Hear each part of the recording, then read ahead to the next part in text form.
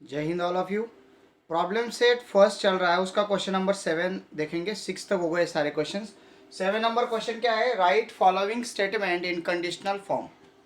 तो ये स्टेटमेंट है 4, ये हमें कंडीशनल फॉर्म में लिखना है। Every rhombus is a square, ये स्टेटमेंट है। Let's convert this in conditional form. ये रोम्बस किसका टाइप है? क्वाड्रिलेटरल का टाइप है। तो हम लिखेंगे if a given quadrilateral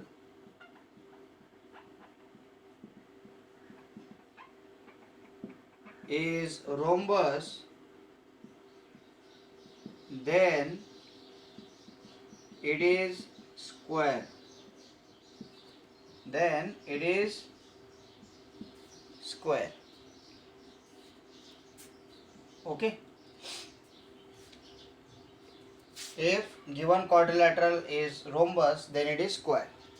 Second, angles in linear pair are supplementary. कौन से एंगल? लीनियर पेयर के। कब सप्लीमेंट्री होंगे? अगर वो लीनियर पेयर के एंगल होंगे। तो लिखेंगे if angles are in linear pair, then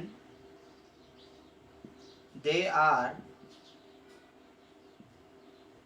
supplementary. अगर एंगल्स लीनियर पेयर के तो वो क्या रहेंगे? सप्लीमेंट रहेंगे। इफ देन में आ गया कंडीशनल फॉर्म में। A triangle is a figure form by 3 segments. Triangle क्या है? एक फिगर बनती है। कब बनती है फिगर? ट्रायंगल फिगर कब बनेगी? जब वो 3 सेगमेंट से बनेगी। तो ओके, हम कैसे लिखेंगे इसको? A triangle is a figure form by 3 segments. A triangle is a figure form by 3 segments. Correct है, वही लिखा है मैंने।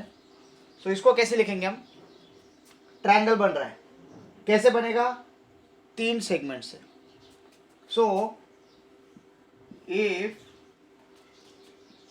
अ figure form bye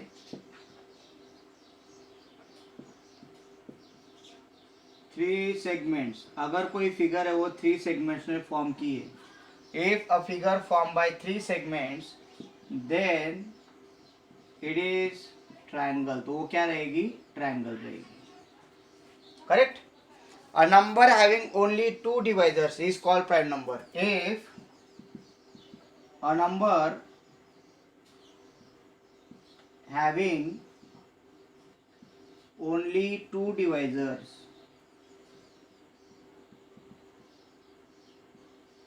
then it is prime. देखो इफ देन भी आ गया यहाँ पे भी इफ देन आ गया था।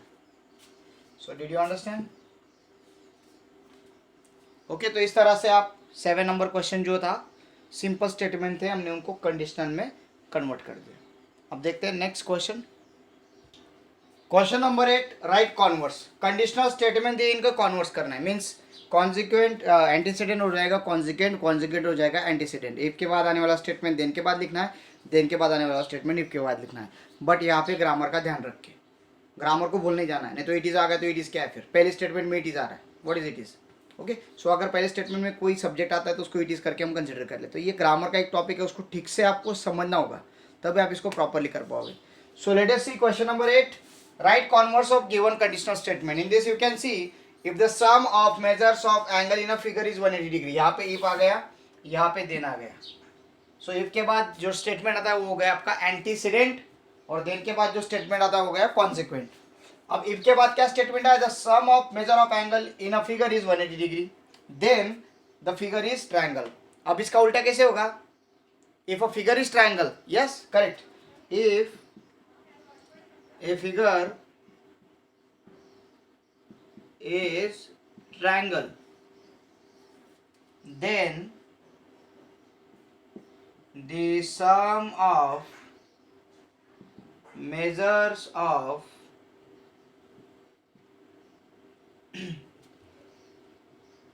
angles in figure is 180 degree. Correct है। तो यहाँ पे आपके इफ के बाद क्या आ गया? कॉन्जिक्वेंट आ गया, देन के बाद एंटीसीडेंट आ गया, वो इंटरचेंज हो गए। इनका कॉन्जिक्वेंट और एंटीसीडेंट यहाँ पे इंटरचेंज हो गए।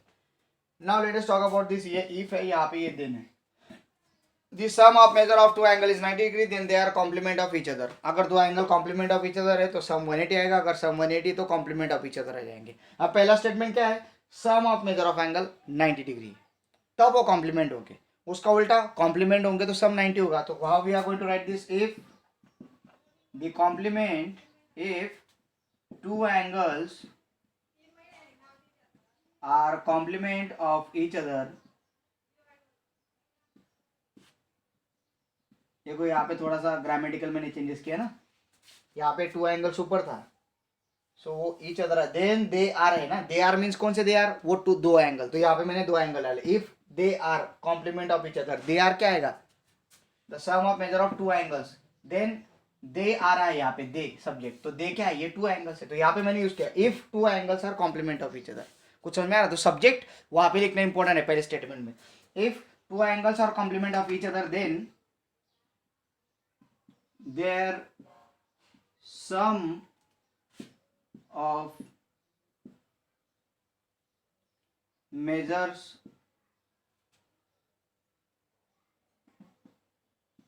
is 980 degree,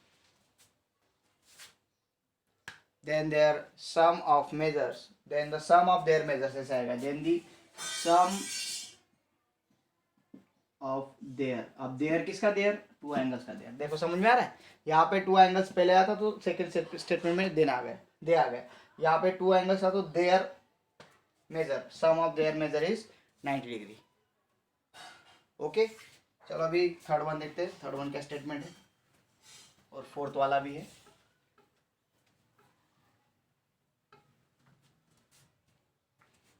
third statement is bigger, if two corresponding angle formed by transversal,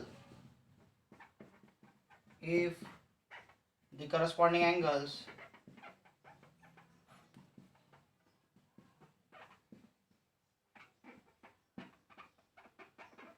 formed by a transversal of two lines are congruent, two lines है, पैरेलल लाइन होंगे तो कॉन्ग्रुएंट रहते हैं, अभी यार कॉन्ग्रुएंट है, उल्टा दिया congruent, then the two lines are parallel, correct. अगर दो लाइन पैरेलल, अगर कोई दो लाइन है, कोई भी दो लाइन है और उनके अगर करस्पॉन्डिंग एंगल अगर कॉन्ग्रुएंट है, ये समझ लो ये एंगल अगर कॉन्ग्रुएंट है तो ये दोनों लाइन पैरेलल हो जाएंगे, ये स्टेटमेंट है। अभी इसका कॉन्वर्स कैसे आएगा, अगर दो पैरेलल लाइन है और एक ट्रांसवर्सल है तो करस्पॉन्डिंग एंगल क्या हो जाएंगे, कॉन्ग्रुएंट हो जाएंगे। यहाँ पे क्या था, करस्पॉन्डिंग एंगल कॉन्ग्रुएंट है तो लाइन क्या हो गई, पैरेलल हो गई। अब उल्टा कंसिडर करेंगे कि करस्पॉन्डिंग एंगल है वो फॉर्म हो रहे ट्रांसवर्सल और पैरेलल लाइन से, तो करस्पॉन्डिंग एंगल क्या हो जाएंगे, कॉन्ग्रुएंट है। कंडीशन क्या थी, इसके बाद करस्पॉन्डिंग एंगल कॉन्ग्रुएंट है, देन लाइन पैरेलल है। अब यहाँ पे उल्टा करेंगे, लाइन पैरेलल है तो करस्पॉन्डिंग एंगल क्या हो जाएंगे, कॉन्ग्रुएंट हो जाएंगे। तो कैसे लिखेंगे इसको, ये पहले हम इसको कर चुके हैं but again we are repeating in this problem set. If the corresponding angles, ये थोड़ा सा ग्रामेटिकली बहुत सोचना पड़ता है इसके बारे में, corresponding angles formed by a transversal, ए का मीनिंग क्या होता है, one transverse, a transversal and two lines था ना यहाँ पे, अभी लाइंस को हमें पैरेलल दिखाना है क्योंकि देन के बाद पैरेलल है, two parallel lines, then they are, कौन they are, corresponding angles, then they are congruent. ये देन के बाद का स्टेटमेंट है, इफ के बाद में state, if corresponding angle form by transversal and two parallel line, corresponding angle कैसे बने, ट्रांसवर्सल और पैरेलल लाइन से, तो वो करस्पॉन्डिंग एंगल कॉन्ग्रुएंट हो जाएंगे, then they are congruent, correct. Fourth number statement लो, फोर्थ नंबर डिविजिबिलिटी प्रॉपर्टी, अगर कोई नंबर है, समझ लीजिए नंबर है 1 2 5, ओके 2 to 5 ले लेते हैं, और अगर मैं इन डिजिट का एडिशन करूंगा जैसे 2 + 2 + 5 कितना आ रहा है 9, अगर ये 9 नंबर 3 से डिविजिबल है तो पूरा नंबर 3 से डिविजिबल है, If a sum of digit of a number is divisible by 3, then that whole number is divisible by 3. It means अगर मैं इसका सम करता हूँ तो ये अगर 9 आता है, 9 अगर डिविजिबल बाय 3 है तो 225 भी 3 से डिविजिबल है. अगर कोई बड़ा नंबर आता है 1 1 4 5 6 7 8, अगर इन सबका सम करके जो नंबर आएगा वो अगर 3 से डिविजिबल है तो पूरा नंबर 3 से डिविजिबल है. ये इसका प्रॉपर्टी है.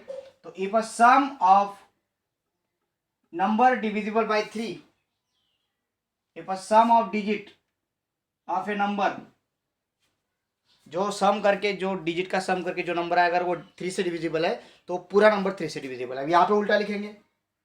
कैसे? ये देन के बाद क्या स्टेटमेंट आया, the number is divisible by 3, then the sum of digit of that number is also divisible by 3. तो लिखेंगे if a number divisible by 3, then the sum of digits of a number divisible by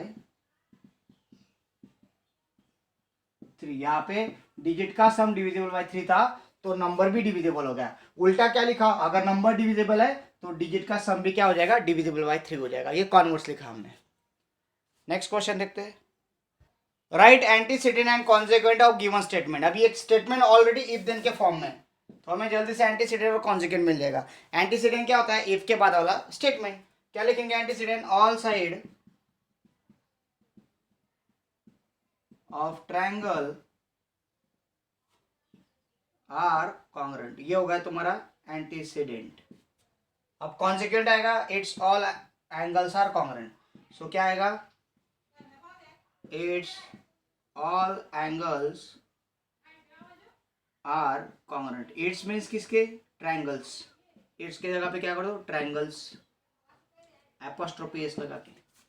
triangles भी क्या, triangles all angles are congruent, या फिर its all angles are congruent, चलेगा. Second, the diagonals of parallelogram bisect each other. Conditional है, नहीं है, लिखना पड़ेगा इफ देन के फॉर्म में. कंडीशनल स्टेटमेंट नहीं है तो इसको, सॉरी ये कंडीशनल है स्टेटमेंट बट इसको इफ देन के फॉर्म में लिखना पड़ेगा. इफ देन के फॉर्म में लिखेंगे. The statement which we can write in the form of if then that statement is called as conditional statement. इसको हम इफ देन के फॉर्म में लिख सकते हैं. इसको इसके लिए इसको क्या कहा जाएगा, कंडीशनल स्टेटमेंट ही कहा जाएगा. बट इसको इफ देन के फॉर्म में कन्वर्ट करना पड़ेगा. कैसे करेंगे, if a given quadrilateral is parallelogram then its diagonals bisect each other. If then antecedent, a given quadrilateral is parallelogram. ये हो गया आपका antecedent. और consequent, its diagonals bisect each other. Its diagonals bisect each other. Okay. अभी last question इस problem set का. Draw the figure. ये जो स्टेटमेंट है इसके फिगर ड्रॉ करो. ठीक है. फिगर ड्रॉ करने के बाद क्या शो करना है आपको, वो सिमिलर ऐसे शो करो. और उसके बाद आगे क्या लिखना है आपको, एंटीसीडेंट और कॉन्सिक्वेंट भी लिखना है. अभी एंटीसीडेंट और कॉन्सिक्वेंट लिखने के लिए हमको ये स्टेटमेंट को किस में कन्वर्ट करना पड़ेगा, इफ देन में. तो पहले इफ देन में कन्वर्ट कर लेंगे. If a given triangles, if given triangles बात कर रहा हूँ मैं, जो ज्यादा triangle, 2 triangle. If given triangles are equilateral then they are similar. Figure draw करने के लिए बोला तो इक्विलैटरल ट्रायंगल ड्रॉ करेंगे. ये इसका नाम है, समझ लीजिए, equilateral triangle means all side are congruent. तो ये साइड कॉन्ग्रुएंट है, ABC. ठीक है. यहाँ पे एक छोटा सा ट्रायंगल और ड्रॉ करेंगे जिसका नाम है PQR, जिसके भी सारे साइड क्या है, कॉन्ग्रुएंट है उसके हिसाब से. तो यहाँ पे क्या लिखेंगे, triangle ABC a similar with triangle PQR. Figure draw करने के लिए बोला, कर दिया. अब क्या लिखने के लिए बोला है, एंटीसीडेंट. तो एंटीसीडेंट जो जो बोला हमको करना है, फिगर ड्रॉ करो, एंटीसीडेंट लिखो. जो कंडीशनल स्टेटमेंट है उसके हिसाब से आपको फिगर ड्रॉ करनी. आप कैसे भी ड्रॉ कर सकते हो आपकी मर्जी से. बट इक्विलैटरल ट्रायंगल बोला तो इक्विलैटरल ट्रायंगल ड्रॉ करो और सिमिलर दिखा दो. बस सिमिलर का सही नहीं है. एंटीसीडेंट क्या है? If given triangle are equilateral, given triangles are equilateral, और कॉन्सिक्वेंट क्या आ जाएगा आपका? Consequent they are similar, they are similar. Okay, next देखते हैं question. If angles in linear pair are congruent then they are right angle. Obviously अगर कोई linear, अगर कोई लाइन है और वहां पे कोई अगर एंगल्स बन रहा है जिनका मेजरमेंट, दोनों का मेजरमेंट सेम है, जैसे एंगल है ए बी सी और यहाँ पे एंगल है ए बी डी, तो ये दोनों एंगल का अगर मेजरमेंट सेम है, अगर मैं दोनों का x कंसिडर करूँ, दूसरे का भी x कंसिडर करूँ, दोनों का मेजरमेंट आ रहा है 180, क्योंकि एंगल इन लीनियर पेयर है। लीनियर पेयर मींस इन दोनों एंगल का एडिशन कितना आएगा? 180, क्योंकि पूरा मेजरमेंट कितना होता है एक लाइन का? 180 होता है। तो अगर इन दोनों का मेजरमेंट, दोनों को मिला के 180 और दोनों का मेजरमेंट सेम है, तो x कंसिडर किया तो 2x इक्वल टू कितना आ रहा है? 180। तो 2 उसको डिवाइड करेंगे तो इसका मेजरमेंट कितना है? 90 डिग्री। अगर angle in linear pair congruent है, लीनियर पेयर के एंगल कॉन्ग्रुएंट है, तो वो क्या रहेंगे? Each of them is right angle. तो यहाँ पे लिखेंगे, क्या लिखेंगे पहली कंडीशन में कि angle A B C is congruent with angle A B D, then angle A B C is equals to angle A B D is equals to 90 degree. ये आपको फिगर लिखनी, फिगर ड्रॉ करनी है इसे, और आपको ऐसे ये लिखना पड़ेगा। अब आप बोलोगे सर ये क्यों प्रैक्टिस हो रही है? देखो बेटा, आपको हर टाइम कंडीशनल स्टेटमेंट दिया जाता है नेक्स्ट चैप्टर्स में, जो नेक्स्ट पढ़ेंगे हम चैप्टर्स और 10th में 9th में, तो आपको एक कंडीशन दी रही थी, प्रॉपर्टी रहती है, उसको प्रूव करने के लिए हमको खुद को फिगर ड्रॉ करनी पड़ती है। तो फिगर अगर आपको ड्रॉ करते आती है, इफ लिखते आता है, ये इफ है कि अगर कॉन्ग्रुएंट है then prove that they are 90 degree, तो मैंने प्रूफ लिख दिया कि अगर वो सेम है तो एडिशन 180 तो 2x, ये तो प्रूफ हो जाता है। ओके, सो ये ऐसा कर सकते हैं हम, ये आगे पढ़ेंगे, मैं डीप में पढ़ाऊँ आपको, नो टेंशन। सो ये सेकंड नंबर था, if angles in linear pair are congruent then each of them is right angle. तो एंटीसीडेंट क्या आएगा? Angles in linear pair are congruent, angles in linear pair are congruent, और आपका antecedent क्या आ जाएगा? Each of them is right angle. Right angle means 90 degree. ठीक है, फिगर एंटीसीडेंट कॉन्सिक्वेंट लिखो, ऐसा बोला था तो कर लिया हमने। Next, if the altitude drawn on two sides of triangle, अगर कोई दो ट्रायंगल है उनके टू साइड पे एल्टीट्यूड ड्रॉ की, जैसे अभी ये ट्रायंगल ए बी सी है, ये जो साइड बी सी, यहाँ पे मैंने एल्टीट्यूड ड्रॉ किया, एल्टीट्यूड मीन्स परपेंडिकुलर ड्रॉ किया, ये दिख रहा है आप लोगों को परपेंडिकुलर, ये क्या हो गई? मेरे एल्टीट्यूड हो गई, किस पे हो गई? बी सी पे। एल्टीट्यूड का नाम क्या है? एक्स है। एक्स क्या है? बी सी को परपेंडिकुलर, तो लिखा X perpendicular to B C, means क्या हो गई? ये एल्टीट्यूड हो गई एक साइड पे। सेकेंड, दूसरी एल्टीट्यूड मैंने सी से निकाली, कहाँ पे गई? वो ए बी पे गई, देखो ए बी पे जा रही, दिख रही? सी से निकली ए बी पे गई, क्या नाम है उसका? C Y perpendicular to A B, तो लिखा C Y perpendicular to A B. But condition क्या है? Altitude drawn on two sides, draw कर लिए ऑफ अ ट्रायंगल, किसके? ट्रायंगल के एल्टीट्यूड आर कॉन्ग्रुएंट। क्या? कौन से कॉन्ग्रुएंट? अगर एल्टीट्यूड कॉन्ग्रुएंट है मीन्स ए एक्स और सी वाई, ए एक्स और सी वाई अगर कॉन्ग्रुएंट है, तो जिस साइड पे वो निकाले, जिस साइड में बीसी पे निकला है और ए बी पे निकला है ना, तो ये भी कॉन्ग्रुएंट आ जाएंगे। ये वो स्टेटमेंट है। ठीक है, आपको सिर्फ फिगर निकालनी थी, निकाल लिया, ये लिखने की जरूरत नहीं है। सिर्फ मैंने एक्स्ट्रा नॉलेज के लिए लिखा है, तो ये नहीं भी लिखा तो चलेगा। हाँ, तो यहाँ पे आपका एंटीसीडेंट क्या आ जाएगा? Antecedent the altitude drawn on two sides of A triangle, the altitude drawn on two side, altitudes है ना वो, एक्चुअली ऐसे है, दो एल्टीट्यूड निकले, altitudes drawn on two sides of triangle are congruent। मैं बोल रहा हूँ इसलिए थोड़ा सा फास्ट हैंड राइटिंग में लिख रहा हूँ, आपको आवाज से समझ में आना चाहिए कि मैं क्या लिख रहा हूँ। और कॉन्सिक्वेंट क्या आ जाएगा आपका? those two sides are congruent, those two sides are congruent. So hope यहाँ पे ये चैप्टर खत्म होता है, प्रॉब्लम सेट भी खत्म होता है। होप आपको ये पूरा समझा होगा, अगर कुछ डाउट्स है तो पूछिए। ओके, सो आज रुकते हैं, thank you, have a great day. कल देखेंगे रियल नंबर्स पार्ट 1 का चैप्टर। Thank you.